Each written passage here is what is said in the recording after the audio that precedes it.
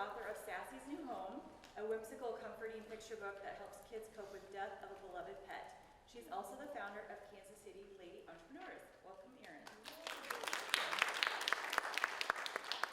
Welcome. I'm excited to be here. So that was a great, thorough introduction. So you're not going to need to hear too much about me, but I'm going to be focusing today on a beginner's guide to WordPress resources and integrations. So WordPress was a game changer for me. When I first started my business 2 years ago, I actually was using, because I'm a graphic designer, and so I was used to Adobe, whether it's Photoshop, Illustrator, and so they had a software at the time called Adobe Muse. They have since phased that out, and I like to think it's because WordPress is killing it so much, but that's what I started with, was Adobe Muse. And I quickly was dealing with how to make a website responsive and looking at every single breakpoint, and that's the different points that you're seeing on a screen as it's getting, moving from your desktop to your smartphone. There's these different, different sizes that it all needs to be. And so I was dealing with messing with every single breakpoint. And I had heard about WordPress and how it was really responsive. And so right out of the gate, it's like dealing with this big problem that I had. And so I did my first website with WordPress, and then I never looked back. So just to tell you a little bit about myself, so I am a graphic designer. I actually am self-taught. I don't like the word self-taught because I'm not self-taught. I was actually taught by all the people that I worked with along the way. I actually went to school for education. I was a teacher for 5 years. And then I got my master's in that, and I was like, well, that's not really what I want to do for forever. My only frame of reference was I went to school for teaching. So I thought, okay, now I need to go to school for something else. And I, on a whim, decided massage therapy sounded great. So I actually went to school for that, graduated with that. It was brilliant because half the class you got worked on, and then half the class you got to work on somebody else. So I never regret, if the worst thing I do is go to school for things that I don't use, oh well. So I did that. I substitute taught and did massage therapy for 3 months, and I'm like, that's not it either. Now I need to just get a job, any job. And so I ended up interviewing for a couple of companies, and it's just weird how life works, because I ended up as kind of in the bottom rung of a design department. I interviewed for 2 things. I got both calls the same day. It just so happened that the design call came first. And I think life works that way sometimes. And once I got into it and I remembered, if you really look back at my story, and in high school I did yearbook, I loved doing layout and design. But at the time, commercial graphic design wasn't something that I thought of because I didn't think of myself as an artist. And so ultimately I ended up in the right spot. But as a result, since I was not going back to school for something else, I was just like, you know what, I'm going to start here, work my way up. I was there for 11 years, ended up over the designers and had designers reporting to me, and then branched out in 2017 and did my own business. I am a jack of all trades, so I sort of, in addition, have written a children's book. I have rescue dogs. I've always had rescue dogs, so it was important to me, being a former teacher, loving graphic design, to put together a really great visual book to help kids cope with the death of a pet. So I came out with Sassy's New Home in January, and it was really great. We were #1 new release in the category of children's books for pet loss and grief, and it's been an adventure. So I'm going to talk just really quickly about technology and small business and why it's important.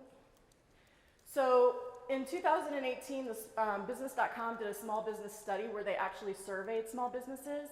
And these were the results. So and this was, again, 2018, April of 2018. So these numbers are a year old, a little over a year old already. So you can just imagine how it's changed. But 27.6% of companies didn't have a website. 44.27 had a basic website. And then 23.96 felt really good about the fact that they had a mobile-friendly website.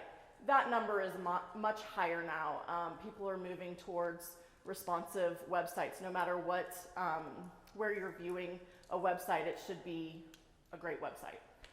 And then 4.17% of people have not only embraced having a mobile-friendly website, but they also have a separate app. So go Go them, I suppose. Why is tech important? So it's very important. 8 in 10 Americans shop online, and 97% of people, even if they're going to a local business, will look it up online before they go. So it's really important that your website is your visual representation of your business, and that it's telling your story the way you want it to, and that it's, you know, professional and it looks great. So just a little bit of some statistics. It takes people about 0.05 seconds for them to form an opinion about your website that determines whether they'll stay or go. So they're, unfortunately, whether that's good or not, they are making snap judgments when it comes to who they do business with. And 57% of internet users say they won't recommend a business just based on the fact that they've got a poorly designed website on a mobile device. And then later on, they always give you guys access to the presentation. So I added in live links so that you guys could see more information about numbers when it comes to you know, users and their user experience on websites and stuff like that. So obviously, my top pick for having a website is WordPress.org. You can try to create it yourself. In fact, it's something that I did myself. There's a lot to think about. There's SEO, there's registering your site with Google or other search engines, there's site speed, there's user experience. So you have to decide what's best for you. I purposely wore this shirt today that says I slay my own dragons because I think that's kind of what we all are doing when we're out in the Wild West of doing our own website. So I think you can definitely do it. And I put together a couple resources along the way to help you. So why use WordPress? It's an open source platform, meaning the sky's the limit when it comes to what WordPress can do. There's developers, there's people that are creating plugins and integrations to help WordPress become more than just the basic, right when you install it.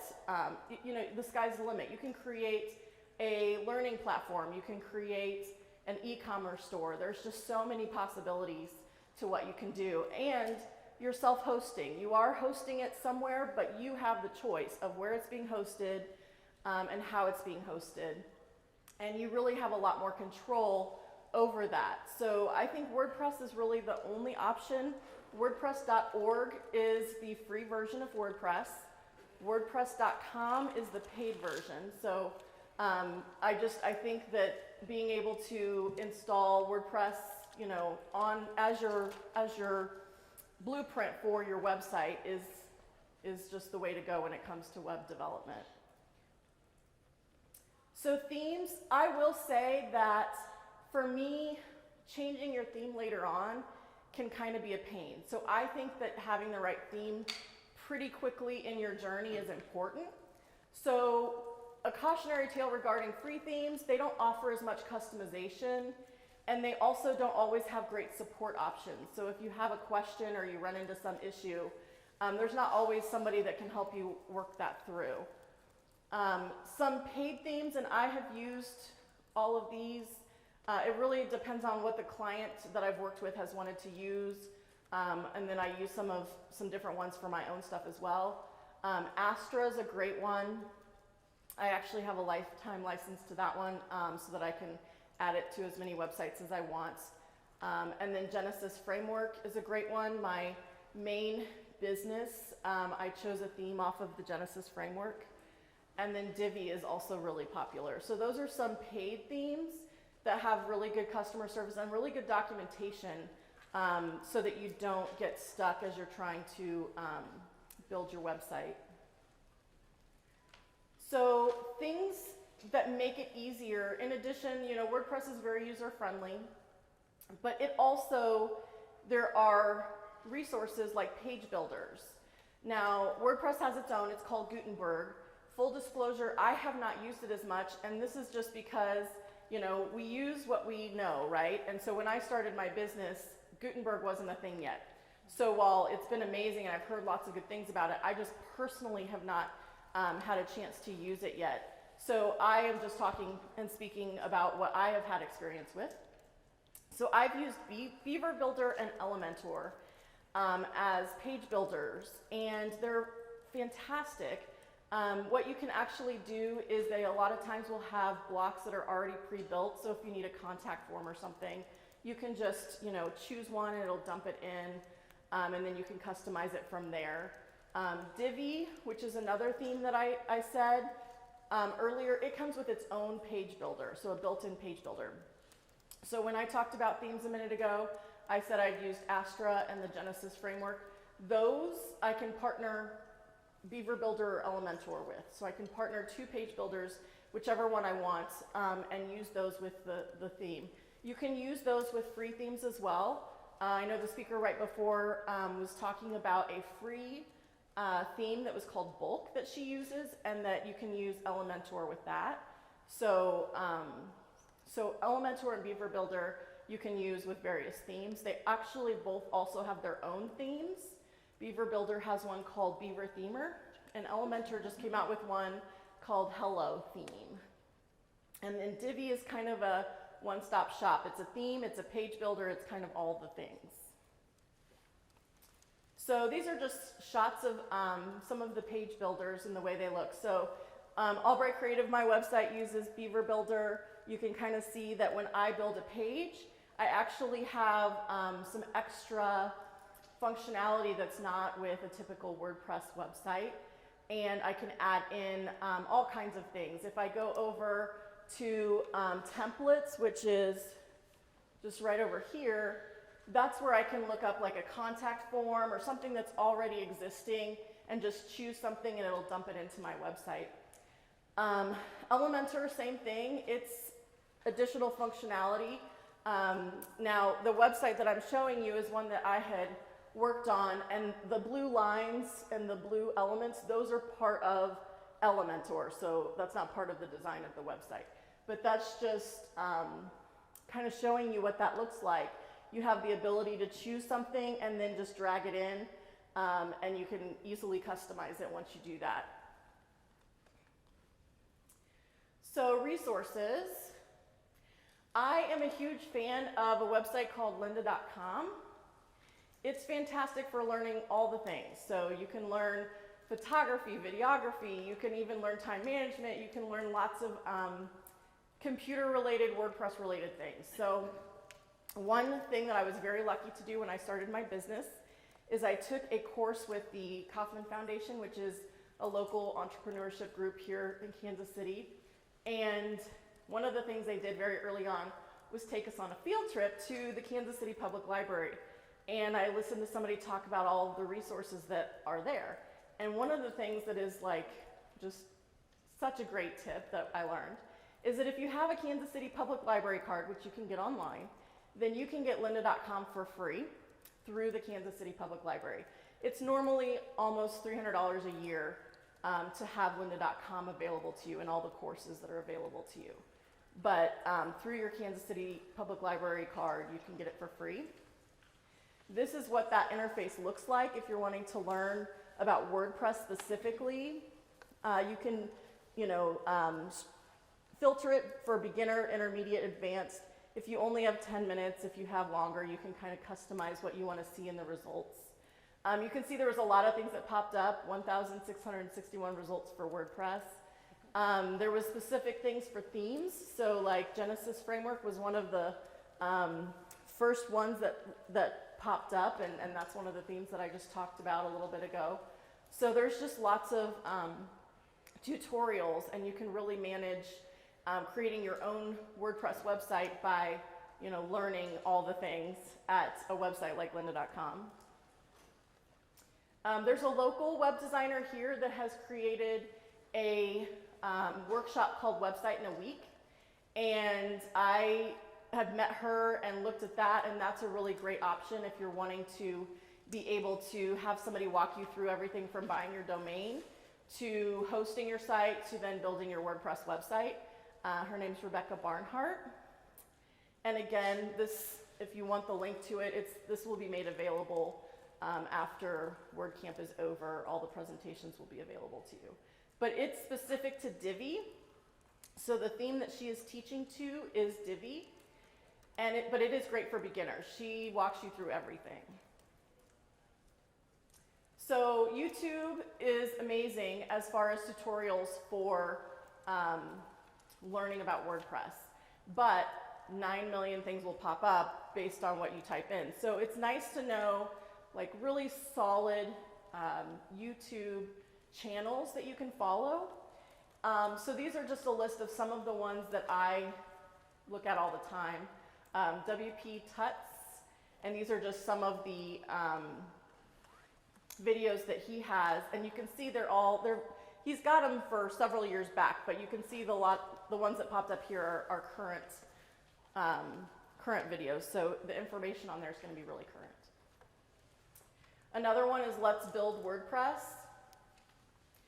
and this one does a lot of like fixing issues, how to work around different things that may happen with your website, and then also just how to build your website, using WordPress security plugins and things like that. WP Beginners is probably the most well-known, I feel like. It is a great one to be able to learn all the things if you're trying to build your website yourself. So I highly recommend that one as well. And on YouTube you can follow channels, so I follow all of these channels, I subscribe, and then whenever they post a new video it'll notify me. And if it's, and then sometimes I have a specific problem. I'm dealing with maybe an Elementor page builder issue. For some reason it's not working on a certain site that I'm trying to build. Maybe it's just something that I haven't run across before, and so usually I can type that in and find information in some of these different resources. So podcasts are amazing. I actually listened to several as I was getting ready this morning and as I was driving here. They talk a lot about different plugins, different ways to add functionality to your website. A lot of things like maybe in the news that have to do with WordPress. If there's something new that's come out, usually they'll do a podcast about it. One of the ones that I listen to is called Hello WP. And then another one, WP Plugins A to Z.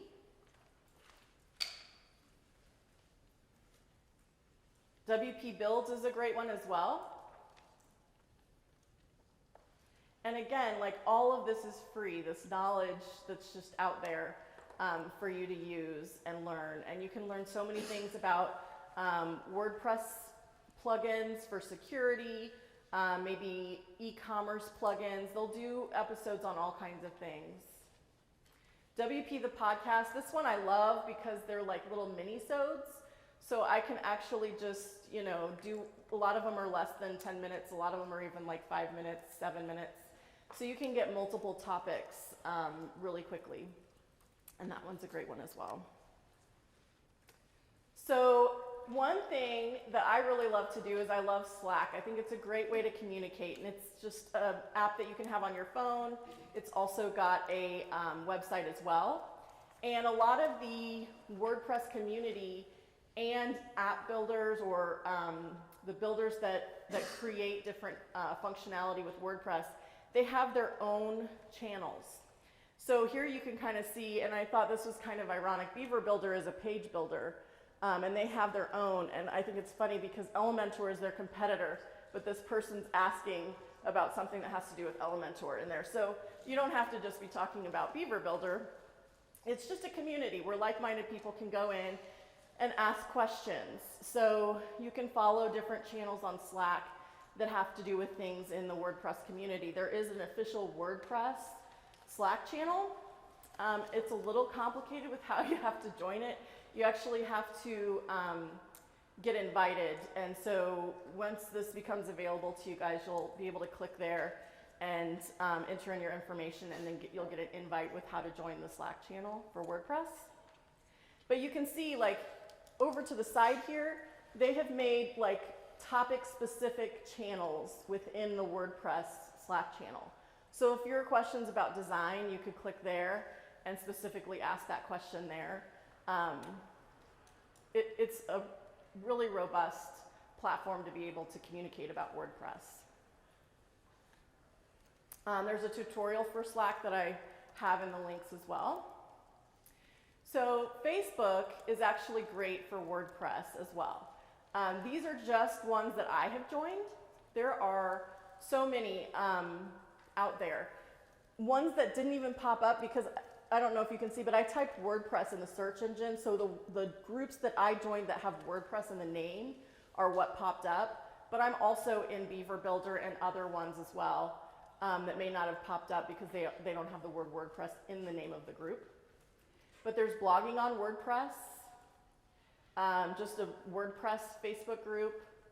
There's the WordPress KC Facebook group, which is a fantastic local group. They meet monthly, and you can find information about them on Meetup. And there are a lot of the folks behind this event, actually, and they're great people. And you can be in their group and kind of see, ask questions and things like that in that Facebook group. Astra, which is a WordPress theme that I use, they have their own. So there's lots of different Facebook groups, even ones for the themes and stuff like that. In addition to that, I get in a lot of email. I subscribe to a lot of emails that have to do with with WordPress. So again, I typed WordPress into my email so you could see some of the things that come up, but I get stuff from Beaver Builder and other ones as well that didn't pop up in the search. WP Builds is a great one. They'll send you stuff out via email about WordPress. Yoast, which is an SEO plugin. I use that on all of my websites, and so I get a lot of their information about their plugin. And so there's just a lot of different ways that you can get information about WordPress. The dashboard itself. So this is when you're actually in WordPress, and the dashboard has a WordPress events and news. Sometimes that is sometimes this is collapsed or uncollapsed, whatever the term is, and you're not seeing all the events. So if you just hit that little triangle, it'll show you everything. And it has a lot of information whenever there's a new release. WordPress comes out with something new. They'll put that in there. So lots of stuff will pop up there as well. Here's the list, and again, this will be made available to you guys after WordCamp is over, but a list of great books for WordPress and beginners for WordPress. Integrations. So when I said I was going to talk about integrations, you could talk about plugins, and there's lots of plugins that make WordPress amazing, but I knew other people would be talking about that. So I tried to specifically think about integrations, things like other websites that maybe you have used for things that you can then integrate into your WordPress site. So this was actually a skincare studio, and I was working with her to build a new website for her. And she was already using Schedulicity, and that was how she was booking her clients and all of that.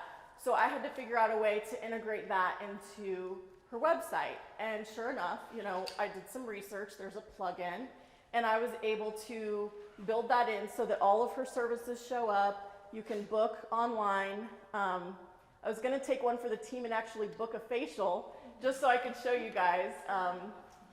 So basically, there is other ones out there as well, scheduling types of websites that you can actually use. This just happened to be the one she was already using. So, and anybody that uses WordPress will tell you that there isn't just one way to get from A to B. Usually there is one plugin that somebody likes and another plugin that's just as great that somebody else uses. It's all about where you started and what rabbit hole did you first go down, and you kind of researched and that's what you know. And so that's kind of what you speak to, but it doesn't mean that there's not other great ones out there. So I know there's other scheduling apps that people use that are fantastic as well. Lead pages, I really like lead pages as a way to create what they call a lead magnet. So when you have a website and you're wanting somebody to take action and maybe get some contact information from them, but you also want to provide them value. So you create something like, I created a free social media toolkit. And you want them to be able to click on your website, get a pop-up form, fill out the pop-up form, have some actions happen in the background, like maybe taking them to a lead page that will tell them a little bit about your business, and then ultimately they can download the freebie that you created. So for my purposes, I've been using leadpages.net, and it works great. I know there are other ones out there as well, but again, it's just kind of, that's the rabbit hole I went down at the beginning. And whenever I'm researching what I'm going to use, I look at, you can go to the plugins. When you go to plugins and then add new within WordPress, and you look at all the different plugins, you can see how many installs, and you can see when's the last time it was updated, and you can look at reviews. So I always look at that when I'm trying to decide what to go with when it comes to integrations with my website. Essential Grid, that is something that it's not necessarily that you use it outside of WordPress, like maybe Schedulicity is something you can have standalone and separate. Essential Grid is really built for WordPress, but I use it for my portfolio on my website. It's just a great portfolio builder, or a way that you can kind of, you know, put different freebies that maybe you have out on your website so that they can download them. You can kind of see this is on my website. You've got the freebies that I've created, and then if you hover over them, that's the next shot. You can actually download them from there, or you know, take action. And then the portfolio part, so this is my portfolio, you can actually filter. So if somebody just wants to see logos I've done or postcards that I've done, it's just got a lot of functionality that I personally, since I don't have, you know, an IT background, that's not in my wheelhouse to be able to create a scenario where I could sort like that. And it allows all of that. It makes it very user-friendly for the user who's visiting your website. So a lot of e-commerce plugins are available in e-commerce integrations. And this is actually not one of the bigger ones, but I use Ecwid. I'm not even sure if that's how you say it, but I've loved the experience that I've had with them. Not to say that, you know, WooCommerce, which is one of the big ones, you know, I just haven't used theirs. The one that I had to make, you know, when I did my research, this was the one that really worked for me. I've done a couple others since then, and I've used this one each time. You can basically see you can make an online store. And then once you do add the plugin and you have an account with Ecwid, then you're going to end up in your dashboard. So this is your dashboard. And normally you would have plugins, and you'd have media, you would have different items. Those will still be there, but you will also have a lot of different items that have to do with your store. And you can create groups of things. So like for this particular project, we had different products that she was selling. So everything that was this Biodroga, we wanted to group together. So we had that as a key word that we tagged all of the products that fit that, so that people could search very easily. And it was inexpensive. I can't remember what we paid for her. We did end up upgrading. It's free, but then at some point, once you have a certain number of products or a certain number of categories, then you end up having to pay a little bit. MailChimp, you can actually utilize MailChimp without even having a WordPress website. It's a great way to have a list, an email subscriber list, and to then initiate emails and create landing pages and things like that. But you can also integrate it into WordPress. So there's a plugin called MailChimp for WP. And what I'm showing you actually here is a blog that I've done some work on. And you can see that this is her MailChimp account. And so she has a list of contacts that she uses, but then every time anybody's signing up using her WordPress site, it's adding it to her MailChimp account. And we set all of that up through MailChimp and through WordPress. And MailChimp is free up to a certain number of contacts. So I think it's 2,000 or 2,500. Once you hit that magic number, they'll want you to start paying a monthly amount. But it's great for being able to integrate, a contact form can be done through MailChimp and then can then feed over into your MailChimp account. So one of the things that is kind of unique to some of the things that I have done, because I am a graphic designer, is I have to do some online catalogs. They have to flip just like a real magazine, and they have to, kind of be just one of those things that it's very visual. So whether I'm selling a product or a tutorial in some way, a lot of times I'll use a plugin called Flipping Book. You have to have a separate Flipping Book account, and it is, I believe it is free perhaps to a certain point, but again, a lot of these, because I do what I do, I end up getting the pro version. But I just get a plugin. I have the Flipping Book plugin. You can see that down there at the bottom. And that allows me to embed an interactive catalog basically into my WordPress site. Performance and security integrations, there's a company called CloudFlare. And they are really robust when it comes to having different solutions for caching, for routing, load balancing, firewall. They do a lot of different things. And you can have an account through them that's free. And then you can integrate some of those services into your WordPress website. Social share integration. I use something called Add This. And this is something that has, I really like the floating, and you can kind of see in both examples the floating icons. This is specifically, this isn't the kind of social icons to say, hey, follow me on Instagram. This is, hey, I read something that I really liked, and I want to share it with the world. So these are people who are going to your site and wanting to tell other people about you. So a really valuable way of getting found. And so you can add this plugin, and then you can get these floating icons that you can then have on your website, and then when people like what they're seeing, they can easily share it to social media or to one of the platforms.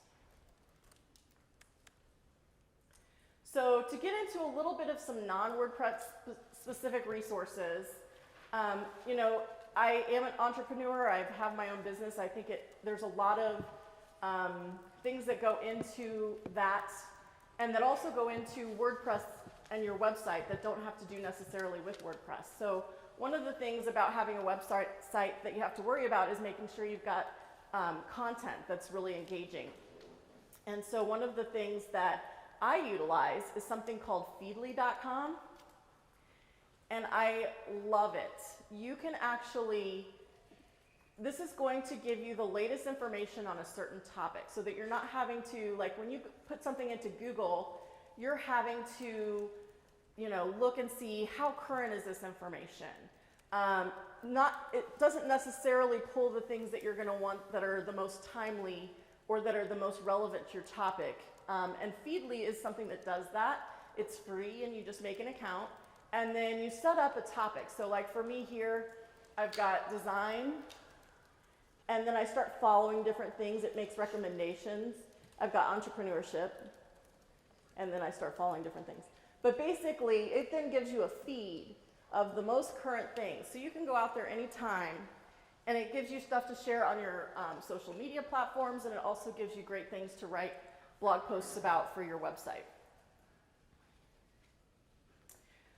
A lot of times your websites, you need to have high quality images, and they need to be something that you're not taking from, just taking it from Google. And so as a designer, I actually have a paid platform that I use, but this is a free one called Unsplash.com. And the reason that it's free is that photographers can take great photos, but they need to have an outlet for getting found. So Unsplash allows them to upload their photos for use by the masses, and then you can actually use their stuff and like them, and that's going to kind of give them some more visibility. So it's a great platform. It's a win-win for both sides, and it's a great website for free stock photos.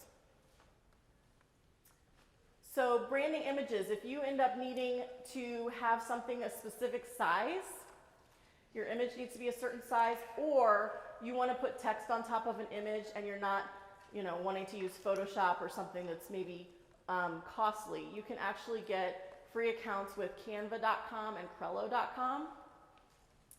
I actually have free accounts with both, and I love both of them. They're very similar. Let's see, the top one in the screenshot is Canva. The bottom one is Krell.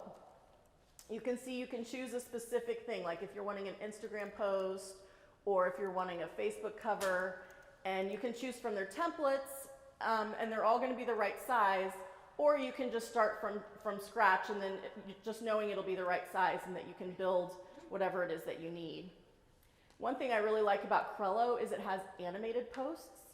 So if you were to be needing to put stuff on your social media account and you wanted some movement just to catch somebody's eye as they're scrolling past all the things on Facebook and Instagram, then Krell is great because it has free animated posts. Some additional resources. Kansas City was recently named #2 in the country for entrepreneurial success, I guess. So they're they have a lot of stuff in place to help entrepreneurs here. One of the great resources, and these are all, when you get access to this PowerPoint, things you can click on and it would take you there. But KC Sourcelink, you can actually type the topic that you're wanting to learn about and it will give you like where around town there's a free class. Sometimes it's got paid classes as well. You can just ask questions. There's a directory in here of local businesses, so you can kind of look to see who you want to kind of support, knowing that they're kind of on the same journey that you are. There's the UMKC Small Business and Technological Development Center. That's the one over on the right. And they offer a course called the Elevation Lab, which is amazing. I actually took that one. It was really, really good. All about how to be an entrepreneur and how to do it right, how to do research to make sure that you know your competition and you know your busy times and how you're going to do your finances. And it's got all of that as well. And then as I mentioned earlier, the Kansas City Public Library or any library is going to be a great resource. And I really, really value the fact that you can get Lynda.com, which is a website that costs quite a bit, and you can get it for free through the Kansas City Public Library. Email marketing. So I talked a little bit earlier about MailChimp.com. ActiveCampaign is another one that I've used. And I have a friend that she uses Entreport. I have not had the experience to use it. It's kind of whatever you started using is what you know. So I'm not saying that these are the only ones. There's other ones out there as well. So. And that's it. So basically, you got this. You can slay your own dragons. You can use some of the integrations and resources to create your own WordPress website. And yeah, all things are possible. So yeah, what kind of questions do you have?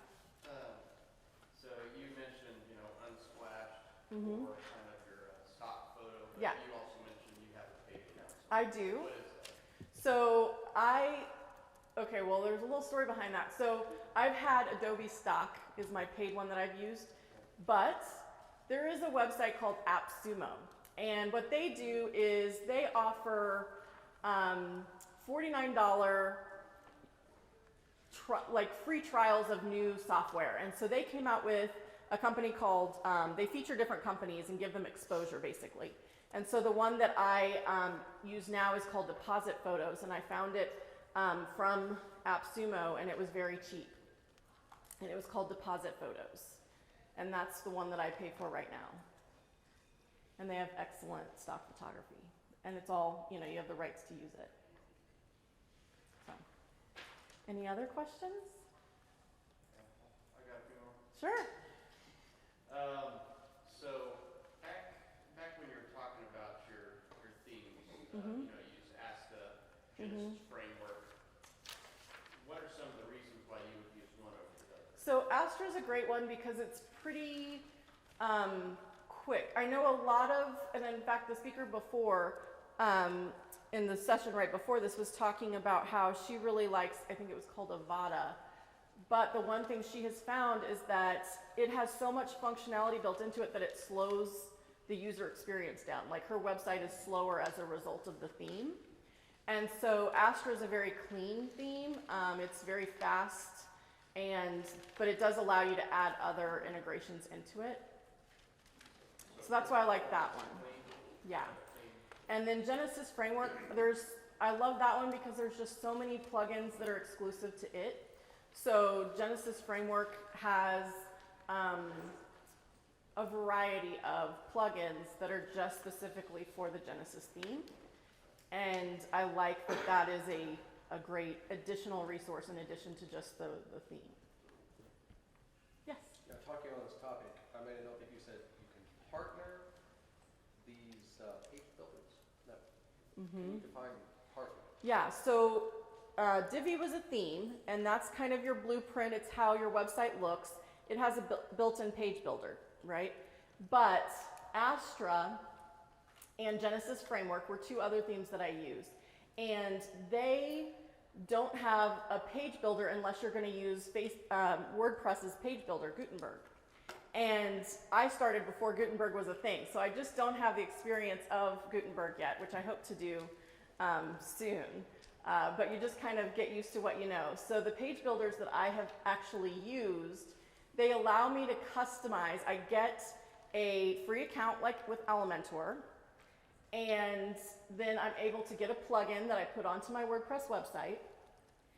And then I'm able to use my theme, but I'm also able to add templates from Elementor. So I'm able to add a page that may have, like, let's say you have a block that's a big banner photo, and then you have like a space and you want to feature your team underneath that. And so you can actually drag and drop like a whole page like that through something like Elementor or Beaver Builder. So basically it's an additional thing that you would use in addition to a theme.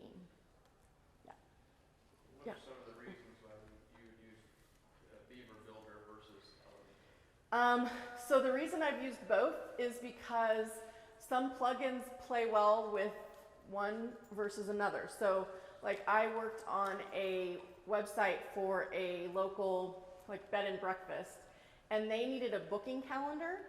And so they needed to be able to show the availability of when they were free and when they didn't have capacity. And so I was not able, for whatever reason, to use Elementor with that.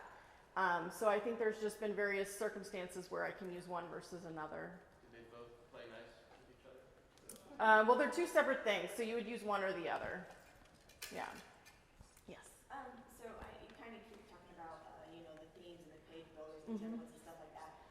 Like kind of in simpler terms, can you sort of tell what the difference between them actually is? I have a general idea. But Yeah.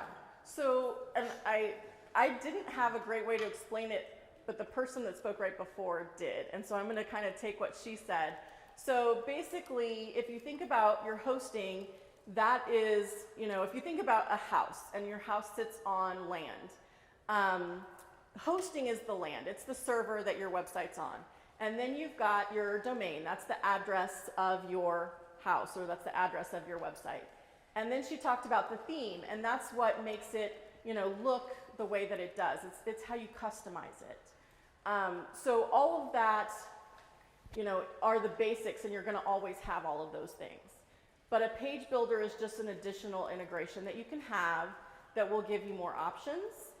And so I don't know if that helps, but that's kind of the difference. It's not necessary, you don't have to have it, but it's a nice resource, especially when you're needing to do it on your own. So if you don't have like a extra, I don't know, page builder, I guess you plug in or something, or install or something like that. So then do you use Gutenberg? Is that how That's what you would use, yeah. Yeah. In the old days, when they didn't have that you know, they just had the classic editor and you had to do a little bit more with coding. And that's when I've done some of that, but that's not my happy place. So, yeah. Are these themes friendly for back-end editing? Yeah, Astra has been very friendly for back-end editing. Genesis Framework has been as well. And Divi, I haven't used it as much. I just know it's an industry favorite. So I don't know that I could speak to that one. But the back-end editing, it also depends on where you're hosting it. So, and how much involvement you want in the back end. So, like I've used multiple hosting platforms, and with like GoDaddy or HostGator or Bluehost, you actually have access to the back end of your site. But if you were to use something like Flywheel, which is a local company out of Nebraska, they do more of they want to help you not get in the weeds, not get in your area of, you know, if your area of expertise is not the back end, they don't want you to have to worry about that. So they actually do all of the back end stuff kind of for you. So it really depends on where you're hosting your site. Yeah. So in regards to hosting, you know, what would you, like, do you really care if it's a GoDaddy or Bluehost, or there different things, or what are you looking for if you just want to have a little more control, but you just need somewhere to put your site? So I started with GoDaddy when I first, just because I didn't know any different. For the most part, they've been great. Their customer service has been great. What I will say that I've run into is they will try to upsell you everything, and everything from email through them to, I even saw recently that they're offering bookkeeping as an extra add-on. And I'm like, I think what they're doing is they have partnered with somebody that does that, and they're offering it as an add-on. But what I found, especially like just in full disclosure, when I first started, I did my email through them, and I did Office 365, but it was through GoDaddy. And I discovered it's not exactly the same. There's some interface, some things that were offered when you just go out, you go to Microsoft's website, you can go to Outlook, and you get Office 365. That looks different than the product you're getting from GoDaddy. It's not as robust. And then the other thing is that in order to integrate GoDaddy into the mix, you sometimes have a situation where you're trying to get to the back to different things within Microsoft Outlook, and it's navigating you back over to GoDaddy. So there's just some interface things that I think are a little bit of a pain. So I don't recommend that you use a hosting company for anything that's not hosting. You know, don't do any of the add-ons or things like that. But I have friends that have used Bluehost, and that's been fantastic. I like Flywheel. It's a little bit more expensive, but they'll update WordPress for you and things like that. So they'll do some of the maintenance stuff for you. So, yeah. I was just going to say SiteGround is a real good one. SiteGround's a great one as well. You're right. So that one's a really good one as well. So there's lots of different ones. Yeah. Any other questions? Thank you guys. This has been awesome.